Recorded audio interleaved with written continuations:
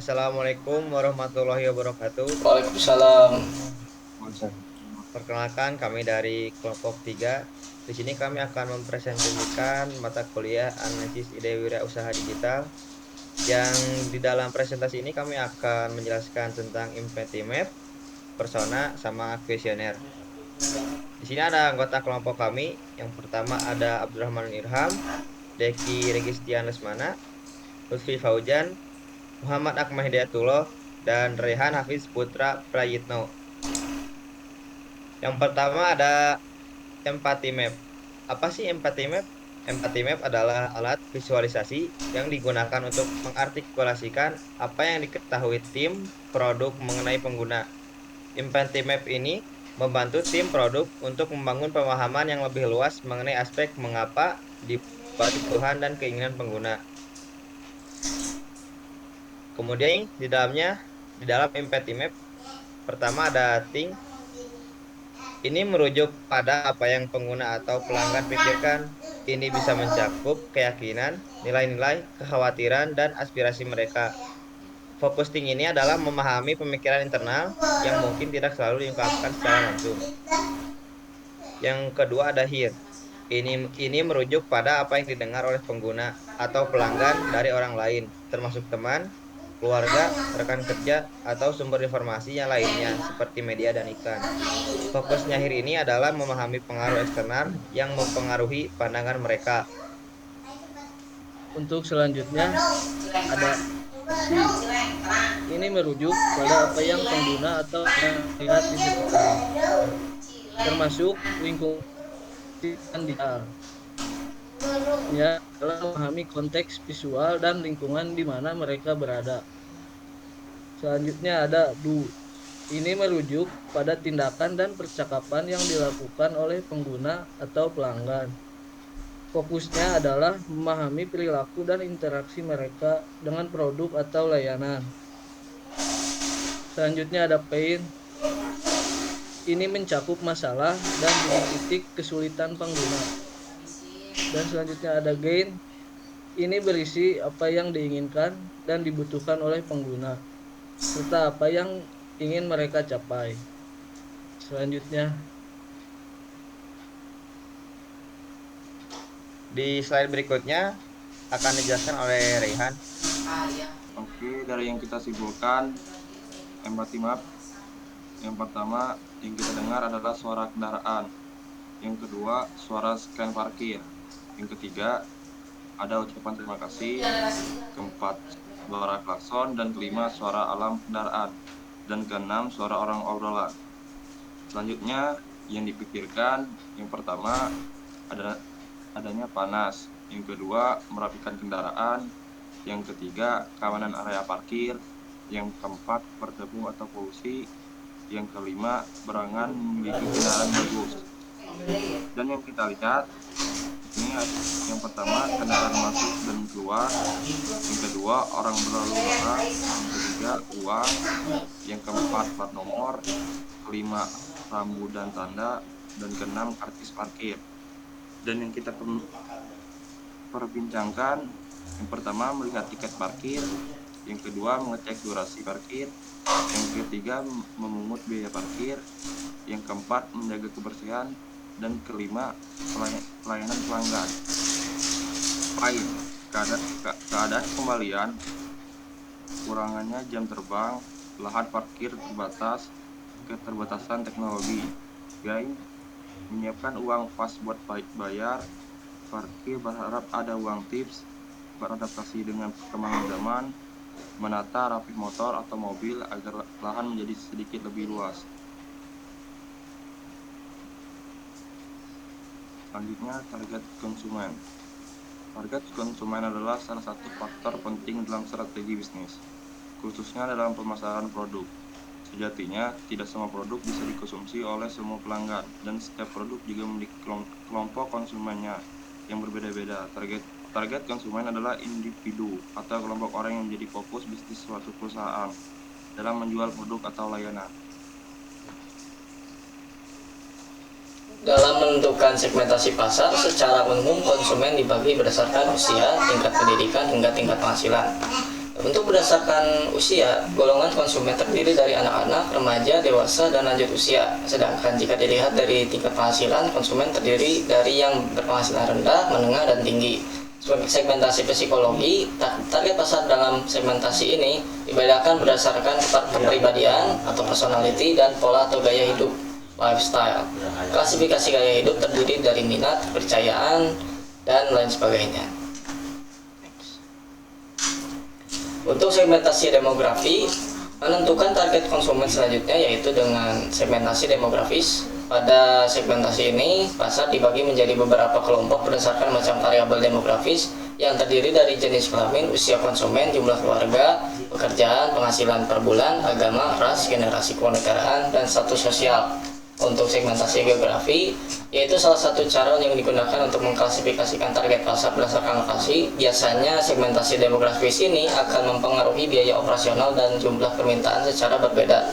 Sehingga contohnya ada negara, provinsi, kota atau kabupaten, lingkungan, segmentasi perilaku dalam kurung pengetahuan, sikap, penggunaan atau respon. Artinya dari pengertian dan klasifikasi sebelumnya disimpulkan bahwa target kami yaitu pertama ada kita mencari seorang pekerja ya yang umurnya sudah dewasa, terus kemudian dia berpendidikan SLTA atau sederajat dan memiliki gaya hidup sederhana, kemudian tingkat penghasilannya rendah dan jumlah keluarga kami asumsikan ada 4 orang, lalu penghasilan per bulannya sekitar 1,5 juta.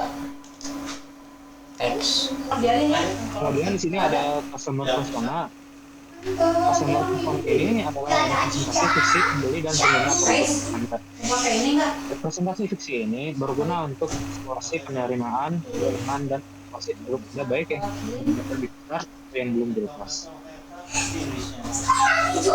Berdasarkan beberapa jenis customer persona, kami memilih untuk menggunakan Diko Persona dikarenakan jenis ini lebih cocok dengan research yang kami lakukan. Jadi kalau ini adalah jenis persona yang berbeda dari lainnya, karena akan lebih memiliki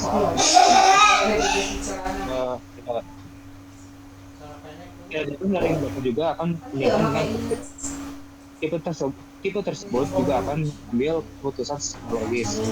Oleh sebab itu, apabila ingin memasarkan menunjukkan bahwa produk memiliki keunggulan daripada kompetitor kejahatan. Di sini ada customer persona yang telah kami buat. Nama persona ini adalah Data. Bisa dilihat di atas fotonya ada kutipan yang telah ditetapkan oleh orang yang sedang kami wawancara. Saya ingin menggunakan teknologi untuk mengatur kendaraan. Di bawah fotonya itu profil singkatnya dari persona ini. Misalnya ada profil yang mengatakan ingin persona ingin memenuhi kebutuhan aslinya dengan gender laki-laki dan umur 30-an. Lokasi di Bandung, Pokok, dengan pekerjaan sebagai petugas parkir. Nah, selanjutnya ada bagian motivations. Bagian motivations ini tuh merasakan atau menerangkan apa motivasi si persona ini untuk menggunakan jasa kami atau jasa produk kami. Nah, ini motivasi persona yang telah kami buat ini adalah di zaman sekarang ini yang teknologi ini sudah berkembang pesat. Setiap hari saya melihat orang sekitar menggunakan ponsel sebagai alat untuk transaksi. Lalu di bawahnya ada goals. Di goals ini adalah apa tujuan dari persona ini untuk eh, menggunakan produk kami. Di sini goals persona yang membuat adalah saya ingin memakai teknologi supaya memudahkan transaksi bagi pengunjung. Lalu saya ingin teknologi yang membuat budaya parkir berubah menjadi digital. Dan selanjutnya ada frustration. Frustration ini adalah keluh kesah atau kesulitan yang dialami oleh pengguna yang kami buat. Di sini frustrations yang personal kami miliki adalah yang pertama adalah sulit mengidentifikasi kendaraan, dan yang kedua ada permasalahan soal tarif. Lalu di bawahnya ada real customers. Di real customers ini dia lebih menunjukkan reviewan atau hasil reviewan dari pengguna-pengguna yang sebelumnya, yang pengguna-pengguna sebelumnya yang pernah menggunakan produk kami. Di sini ada kutipan dari pengguna dari customers sebelumnya. Terkadang saya mengalami kendala terkait permasalahan transaksi. Misalnya, pelanggan tidak memiliki uang tunai untuk membayar parkir. Maka dari itu, saya membutuhkan cara untuk menyediakan layanan transaksi digital. Sejak saya menggunakan aplikasi ini, transaksi dan menyediakan tiket parkir secara digital menjadi lebih mudah dan efisien. Baik, kita sekarang sudah memasuki kuesioner. Kuesioner adalah metode pengumpulan data dengan cara memberi responden seperangkat pertanyaan maupun pertanyaan tertulis untuk dijawabnya.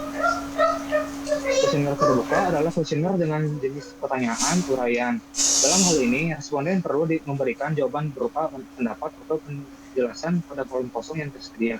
Kuesioner terbuka biasanya digunakan untuk memperoleh informasi mendalam. Baik, di sini ada kuesioner yang telah kami buat. Di sini kita memiliki 7 buah kuesioner, yang mana kuesioner ini itu berkaitan dengan metodological personal yang telah kami jelaskan sebelumnya tadi. Kenapa kami membuat kuesioner ini berdasarkan dengan metodological personal yang tadi itu, karena kami ingin mendapatkan informasi yang lebih teliti, akurat dan dalam dari customer yang kami wawancarai.